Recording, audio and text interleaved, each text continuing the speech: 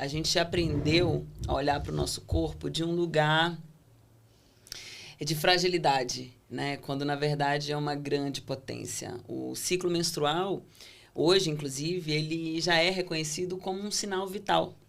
E olha que interessante, é conhecido já pela medicina, a Escola Americana de Ginecologia e Obstetrícia, que reconhece como o 5º sinal vital da mulher, o ciclo menstrual. Ou seja, ele está contando como está a saúde dessa mulher. E por que a gente não sabe dessas informações? Por que a gente não aprende a olhar para o nosso ciclo, né? A gente não aprende a interpretar os sintomas e os sinais que o nosso ciclo tá falando. Por exemplo, a cor do sangue está falando como está a nossa saúde hormonal. Se a gente, desde criança, desde a nossa primeira menstruação, a gente aprendesse isso, talvez a nossa saúde fosse diferente, né? Muda a vida, muda né? a vida, muda a vida. Então, são informações que são muito importantes da gente ter. Não só a informação pela informação, mas muda o olhar, muda a forma como a gente se relaciona com o nosso corpo. Porque também a gente aprendeu que a menstruação é sujo, que é ruim menstruar. Tem uma carga que a gente recebe desde criança, né? Que a gente estava conversando aqui antes nos bastidores e falando sobre isso, o quanto que a gente aprende que isso é algo que tem que ser escondido. Mas será que tem realmente que ser escondido? Por que a gente está escondendo isso? A gente estava brincando aqui falando, quando a gente é mais nova, que está na escola, ou no trabalho também, não só mais nova, né? Se a gente vai passar um absorvente para alguém, a gente passa assim escondidinho, parece que tá passando droga, parece que é uma coisa ilícita. Eu lembro claramente de sentir essa vergonha. E eu lembro de meninas estarem muito bravas porque menstruaram. E tudo mudaria. Porque também existe um luto, né? Da passagem da mulher para a menina, enfim. Eu acho tão legal que, assim, ela traz uma coisa que eu acho que está cada vez mais em pauta e que as pessoas estão cada vez mais se aprofundando nisso. Que é quando você vai aprofundar num tema desse, você une ciência à ancestralidade. Né? Trazer essas duas coisas juntas para compreender coisas que, na linguagem popular, existem desde que o mundo é mundo. Exato. Sim. Né? Só que a gente não vai buscar essa profundidade e aí a gente aceita verdades e situações que são normalizadas e que aí acaba ficando nessa coisa da cultura do não, isso é limitação. A mulher no período menstrual é assim.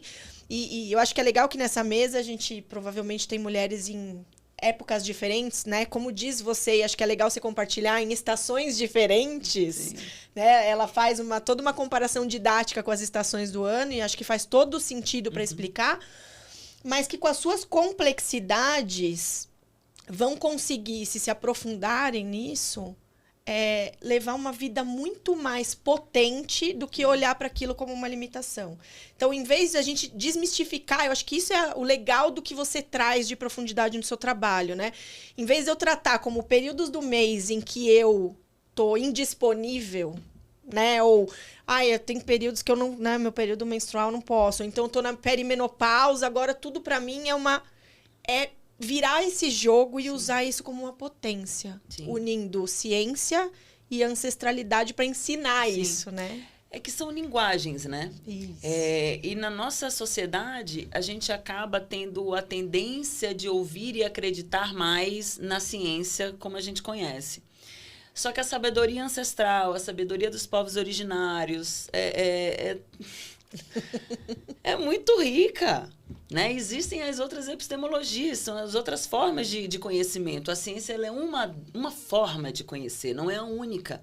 E que, inclusive, é muito interessante, por isso que eu gosto de fazer esse contraponto, que aí a gente consegue ter essa conversa, e principalmente na cultura e no mundo que a gente vive, onde a gente... tem que ter um papel para mostrar ali, né? Tem que ter aquele carimbo da ciência, porque com carimbo da ciência ninguém discute.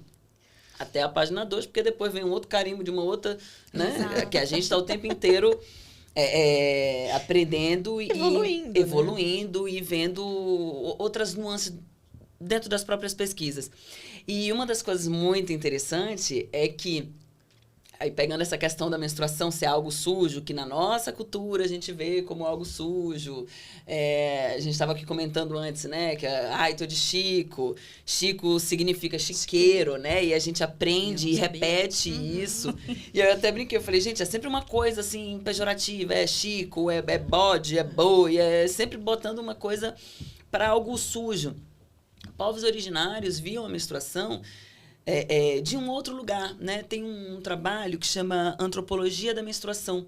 E tem um artigo dentro desse trabalho que fala de um grupo indígena que, quando as mulheres menstruavam, elas iam adentravam ali a floresta e elas iam acessar conhecimentos, elas iam se conectar com a própria intuição para elas poderem acessar informações para, então, trazer para o coletivo. E elas, inclusive, eram recomendadas que elas nem perdessem tempo e energia com tarefas cotidianas. Quem estava fazendo essas tarefas cotidianas eram os homens, mantendo ali o espaço da aldeia, né? E elas voltavam e contavam o que elas tinham visto, né? Iam trazer intuído, né? O que elas tinham percebido, sentido e tudo mais. E era também um trabalho de exercitar também essa percepção, porque uma das coisas que falava é que elas tinham que estar o mínimo de movimento possível, no sentido de elas estarem observando cada pedacinho do corpo dela.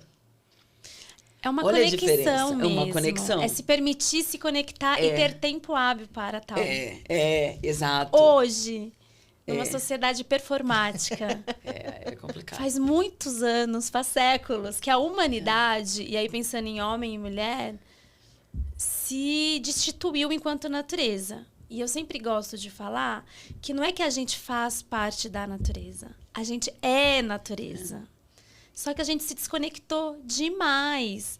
As mulheres, então, foram muito desconectadas por N motivos. Sim. E uma das questões que você falou da ciência, né, anteriormente, a ciência, por alguma razão que eu desconheço, se você conhecer nos seus estudos, conta aqui pra gente a sua visão e percepção sobre isso. A medicina, a ciência, sempre levou em consideração o corpo masculino. Tanto é que a gente sabe que tem mulheres que têm realmente patologias, tem pessoas que têm a enxaqueca menstrual, que isso realmente mexe com elas, muda a qualidade de vida, você tem que tratar, você tem que manejar, e aí tem médicos muito bons, especialistas nisso, mas a ciência, ela foi baseada no corpo feminino. Masculino. No corpo masculino, desculpa. E isso muda tudo pra gente, né? As mulheres eram bruxas. Né? Então, fale mais sobre, por favor. É que a ciência, ela também ela tende ao olhar de quem está fazendo pesquisa. E quem que estavam fazendo as pesquisas anteriormente? Majoritariamente homens. Né? Então, eles estavam preocupados com eles. É importante a gente entender o contexto e o recorte que a gente existe. Né? Nós vivemos uma cultura patriarcal. Uma cultura que privilegia o masculino. E quando eu falo privilegiar o masculino, não é que os homens não sofrem com o patriarcado, porque sofrem também. Claro. Né? Para nós, mulheres, essa cultura, ela nos priva, de uma certa forma, a expressão. A gente estava comentando aqui antes, né? Tem um antropólogo, que é o Pierre Bourdieu, que ele fala que a nossa construção histórica e cultural, dentro desse contexto, visto que o feminino é como se a feminilidade se medisse pela arte de se fazer pequena. Ele tem essa frase. Perfeita. Quando eu li isso, quando eu li essa frase, eu falei, uau. Forte. Dá um choque, assim. E eu até tô fazendo uma brincadeira, porque quando eu falo agora de perimenopausa e todos esses processos, né, que eu tenho falado, eu trago o Pierre Bourdieu comigo, que eu falo assim, gente, agora é olhar para aquilo que ele já apontou, para a gente agora trabalhar a arte de se fazer grande. Né? Porque o que ele está querendo dizer nessa arte de se fazer pequena? Os nossos corpos foram educados, o nosso gestual foi educado para ser pequeno, frágil. Inclusive, toda essa cultura também da magreza. Por que isso? né? Então, é uma cultura de uma fragilização desse corpo feminino, que essa mulher se faça pequena, que ela ocupe pouco espaço, que ela fale baixinho, que ela gesticule no mínimo possível. Traduzindo, recatada e do lar. Submissa. Muitas vezes, e muitos homens entendem como falta de respeito a não submissão da mulher. Às vezes essa mulher não está xingando, ela não está gritando, ela não está falando nada. Ela só não está concordando com esse homem. E aí, se ela não está concordando com esse homem, se ela não está acatando aquilo que ele está falando, está me desrespeitando. Porque ela não está sendo submissa. Então, é importante a gente entender esse recorte para entender como é que as pesquisas foram feitas. Para atender o que e a quem. Né? Então, esse é um dos motivos. E também, não só dos homens, mas também a gente tem também todo um processo que isso está mudando, mas também da indústria farmacêutica. Os remédios, eles eram muito mais testados nos homens do que nas mulheres. Pra você ter uma ideia, foi a partir de 1993 que começaram a exigir que as pesquisas incluíssem as mulheres. É isso. Por que também, antes? O que acontecia? Para você ver tudo que realmente acontecia com o remédio no corpo da mulher, você tem que fazer uma outra forma de fazer essa pesquisa.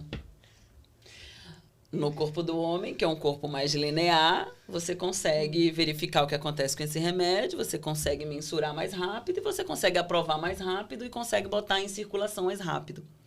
Só que o que acontece? Esses remédios que muitas mulheres também estão tomando, a gente está tomando no escuro porque a gente não sabe o que causa. Os efeitos no organismo feminino.